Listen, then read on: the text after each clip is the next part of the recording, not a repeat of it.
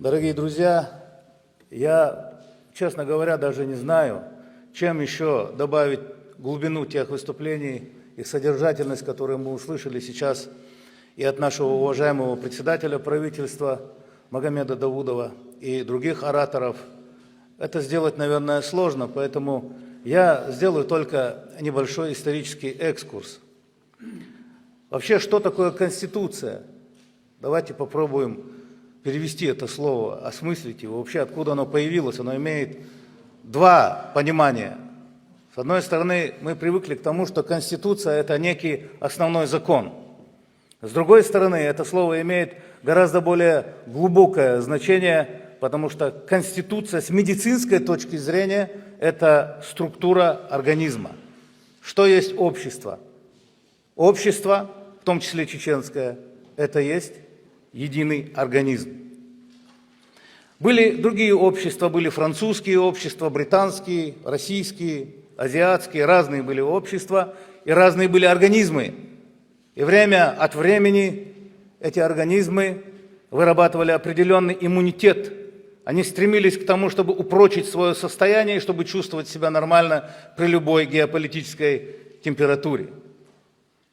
Таким человеком, который пытался изменить облик монархии, в свое время был Оливер Кромвель в XVII веке.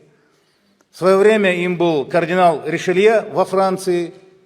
В России это был Михаил Михайлович Спиранский, которого называли великим законотворцем, который считал себя сторонником Конституции. Но все они разрушились о стену непонимания. Бедный Ришелье даже вынес эдикт 1626 года, который запрещал дуэли, чтобы не выродилось дворянство. И что он считал, что дворянство является стержнем государства. Были и азиатские модели. Низам аль-Мульк, он так и назывался, его настоящее имя было Абу аль-Хасан ат-Туси. Но он, вот это словосочетание Низам аль-Мульк, это значит порядок царствования. То есть порядок государственного уклада, который считал, что исламская религия, пусть даже шиитского толка, она совместима с чаяниями тех древних цивилизаций, наследницей которой стала Персия и практически исламский мир. Даже сегодня талибы, к которым я съездил в гости недавно по поручению главы Чеченской Республики Рамзана Ахмадовича Кадырова, сегодня не могут ответить на вопрос, при каком порядке все-таки им правильнее жить. И тогда я им сказал, что им, наверное, нужно взять пример с чеченского народа и с его лидера. Зря этот пример не взял ни Кромвель, ни Ришелье, ни Спиранский. Потому что те Кромвели и Спиранские, да, и великие правители разных эпох пытались делегировать эту конституцию от народа к власти, стремясь к революциям, или же к подавлению таких революций, стремясь эту конституцию нести от власти к народу, подписывая разные общественные договоры. С чеченским народом этого не вышло. И выйти не могло, потому что чеченский народ – это другой организм. Это совершенно иной организм, это иная структура, это иной менталитет, это иное восприятие мира, это другая картина его. И вот частью такого организма в свое время его главной, такой моторной молекулой этого организма стал великий Ахмад Хаджи. Он рос в недрах собственного народа, он постигал азы ислама.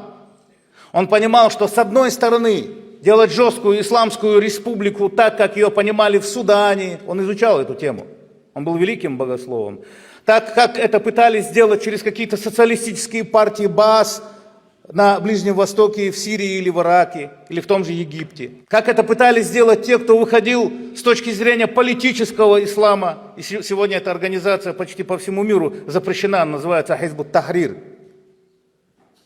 Ахмад Хаджи размышлял.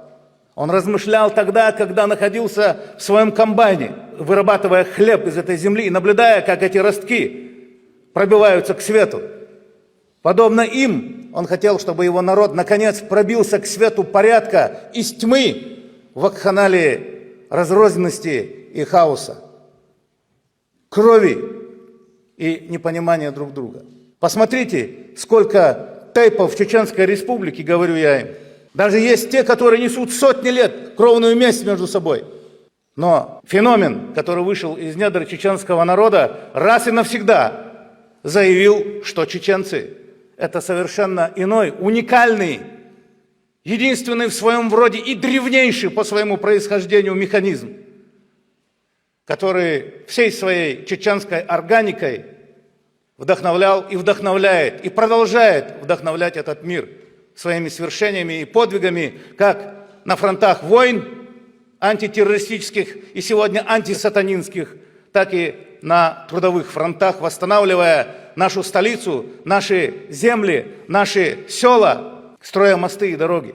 И завершая свое выступление, я хочу сказать, что посмотрите, мы уже все седые, и Даудов, несмотря на то, что ему едва за 40, и наш муфти молодой человек, но уже седой.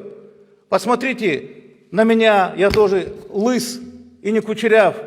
Поэтому мы с вами должны понимать, что мы здесь, ветераны, собрались не для того, чтобы друг другу рассказывать об этих свершениях, мы часть их, а для того, чтобы вам, молодым, явить, заразить вас вирусом наследственности и передачи этой великой исторической темы из поколения в поколение, чтобы вы знали, что за именем Ахмад Хаджи не только Конституция Чеченской Республики, не только органы власти, не только процветание на дорогах, мостах, на городах и улицах, но и великая, незыблемая идея самого существования чеченского народа в этих страшных коллизиях геополитических войн и невзгод.